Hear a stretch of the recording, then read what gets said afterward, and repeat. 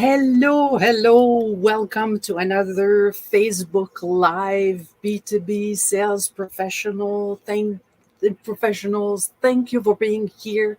I'm excited to do these live every week because I talk about a subject that is dear to my heart and which is prospecting and sales. And today we're going to talk about a bloated pipeline, people. So, yes, did it happen to you before? It happened to me for sure, where you fill your pipeline with opportunities and leads that have zero chance of winning or closing. Did it ever happen to you? It happened to me for sure several times. And problem is, what we all want is, of course, to fill our pipeline with qualified leads and opportunities.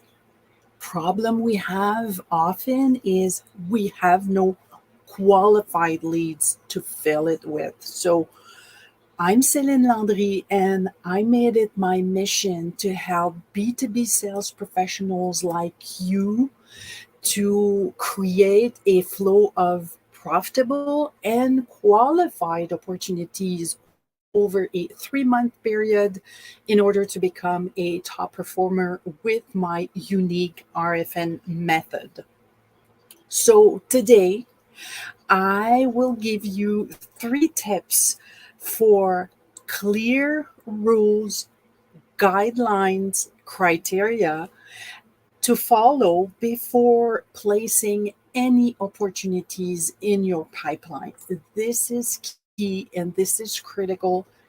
At the end of the day, you don't want a bloated pipeline because at some point, and it happened to me, I had, of course, we know how it is, right? Between you and me, we put in stuff in there sometimes that we know will not close, but this is not what we should do, because at the end we're going to be in trouble anyway because we need to close business.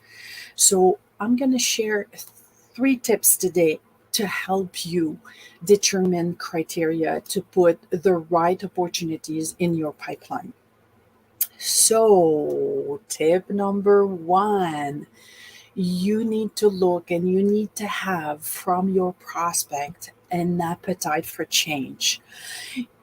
You need It needs to really be there, because your competition often, people, is not the next solution or the real competitor in your market. It's the status quo. So your prospects, your customers, they're comfortable in the status quo. They don't want to change anything. It's comfortable. And you need to really look for somebody who's hurting and wants to change something. Without that, you're not going to go anywhere, or you're kidding yourself in thinking that they're going to do anything. They're going to just may ask questions like, send me this white paper, send me this, oh, organize a demo, because they want you off their back so bad. They don't want to talk to you. So appetite for change, this is number 1. Number 2 is, there need to be a compelling reason to, so back to appetite for change, also need to be a compelling reason to change. And I explain compelling reason. There's four things in a compelling reason. So I call this my POFT, if you will, way of looking for compelling reasons. So the P is for payback. You need to look, they need to get payback out of their what they're shopping for or what they want to change. There needs to be that, and this is the 4 things needs to be there. The second thing, the O, is for, I call this owner, but there needs to be an owner to the project and decision makers, authority, if you will, it needs to really, really be there. So, again, these 4 things of the compelling reason need to be there in order for you to call this a qualified opportunity. So, who are the decision makers? What is the decision making process? How are they going to buy this? So, you need to know all this. The F is for forces action.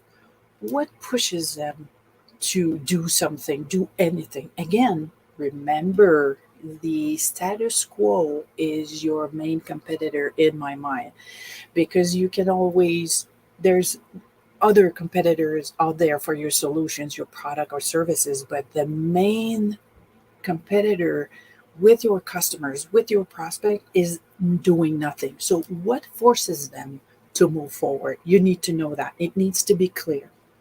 The fourth thing, PO, so P, payback, O, owner, F, forces action, T is for timeline and budget. I put this in the same category, because you need to know, is there a timeline to this project or this change? Is it 2 years from now, 2 months, 2 weeks?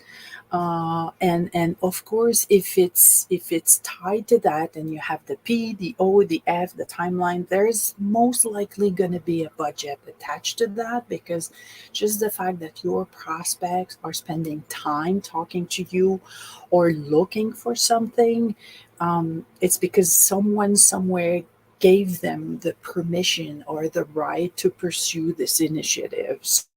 So timeline and budget are key. So this is tip number 2. Tip number 3, you need to know what are their success criteria. And in that, it's success criteria, their expectations, what is it they want to do? What do they want to accomplish for when exactly? Like, for example, a question I often ask to my prospects, it is, where let's fast forward 6 months from now. Where are you going to be? What is it you're going to have accomplished? What are going to be the criteria for success? Is it an ROI? Is it hiring more people? Whatever the reason, it needs to be clear, and you need to know these reasons. So these are the 3 tips that are key in my mind, that you need to have answers to before putting any leads, opportunities in your pipeline. Because I've been a manager, and as a manager, I can tell you that I will challenge every single opportunities you've put in your pipeline, and we will go through together through these things I just mentioned to you. So this is what I'm looking for. I don't want BS. I want real. I don't want bloated. Some managers are different, but I want the real thing. And if it's empty and you're struggling as a manager, what I will help you do is find a way to engage differently. I will help you because I'm in there with you. So, in my mind, these are the key things that you should look forward before putting in opportunities in your pipeline. Let me pause, because I received a question which is, I think, relate to what I just mentioned now. Is someone asked me about an agreed upon plan, if you will, when you're prospecting. Is it a good idea? For example, I was talking about it's key to know the compelling reasons and the criteria and the owner and everything. And is it a good idea to put that in a plan, send this to the customer, and say, here's what we agreed upon as next step, blah, blah, blah, whatever? My personal opinion about common, close plan, agreed upon plan, whatever plan is, I don't really believe in that, because, and it's a whole attitude thing, which is a different subject on which I will cover in some other live, because it is key and important in this new economy. You need to change your attitude when you're prospecting. And my attitude is I'm not I I dictate the next steps, and I'm qualifying you, Mr. Prospect, Mr. or Miss Prospect. It's not the other way around. I will make sure that we can do business together, and I will make sure we can engage, and I have a chance to win, and I have a chance to at least compete with other competitors. But this is the other way around. And this is not arrogance, people, but this is an independent mindset. Like, I behave like I don't need your business. Therefore, I'm going to be the one telling you how we should engage, what are the next steps, and what it creates. My job is to create a something that where the prospect will want to engage with me because I will bring value. I will know what needs to happen. I will help them make that change and progress and buy or go through whatever they need to go through. So I'm the change maker agent here. So, but again, this is why I don't really believe in agreed upon plan, because I give the marching orders to the customer or the prospect, and he wants to engage with me. And if he doesn't want to engage with me, he's not going to engage. It's not a plan or an email or whatever agreed upon on a specific date or time that will change anything. So this is why I personally don't believe in an agreed upon plan. But this is a very good question. Leave me in the comment below if you believe we should have agreed upon plan when prospecting, when you engage with a prospect. Do you believe in common plans with your prospect or customer? Leave that in the comment below. So, just to summarize today, and again, if you're listening to this recording, leave your comments because I will read them, reply to them.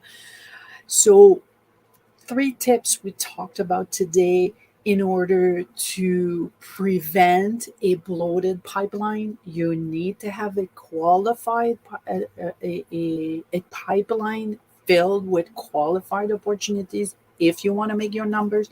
So 3 tips to remember: you need to look for appetite for change from your prospect. Status quo will not get you anywhere. Tip number 2: there needs to be a compelling reason. Compelling reason is 4 things: POFT, payback, owner, forces action, and timeline. And guess what? Yes, you need all 4 of them. Tip number 3: success criteria, expectations, what needs to happen for when specifically. You need all that, and only then you're putting your opportunity in your pipeline. It seems like a lot of work and questions, but it's not. In reality, first ones are going to be harder, but as you progress and move forward, you're going to get it like that, and it's going to be second nature to ask these questions. So I hope this stuff has helped you. If you like what I shared with you, share it. If you know someone who might benefit from these ideas, please like and share. And most importantly for me, please leave comment, ask me questions. Again, if you're listening to the recording, I will read them, answer them. And my question for you today: which one of the 3 tips gives you the most challenge to engage with your prospect? Write that below. I will read and engage and answer to you. So, with that, I'm saying see you next week for another live, and happy selling. Have fun. Bye bye.